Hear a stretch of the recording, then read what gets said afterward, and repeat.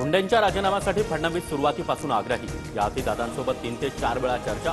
राजीनामा न दिल्यास मंत्रिमंडळातून हकालपट्टी करण्याचा फडणवीसांचा इशारा होता, सूत्रांची माहिती।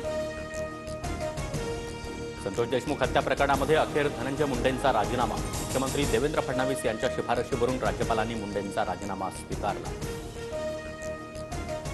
धनंजय मुंडेंनी नैतिकतेच्या मुद्द्यावर राजीनामा दिला। धनंजय मुंडेंचा राजीनामा घेतल्यानंतर अजितदादांची पहिली प्रतिक्रिया। राजीनाम्यानंतर धनंजय मुंडेंच्या ट्विटनं नवा वाद। अजितदादा म्हणतात राजीनामा नैतिकतेतून, तर राजीनामा वैद्यकीय कारणातून दिल्याचा मुंडेंचा दावा। संतोष देशमुखांच्या हत्येचे फोटो पाहून मन व्यथित। धनंजय मुंडेंच्या ट्विटमध्ये उल्लेख, तर धनंजय मुंडेंना मन आहे का, अंजली दमानी यांचा सवाल। धनंजय मुंडेंच्या राजीनाम्याचं स्वागत। राजीनामा आधीच पाहायला हवा होता। शपथच झाली नसती तर पुढील गोष्टींना सामोरं जावं लागलं नसतं। मुंडेंच्या राजीनाम्यावर पंकजा मुंडेंची प्रतिक्रिया। मुख्यमंत्री पारदर्शी कारभार करत असतील तर स्वागतच।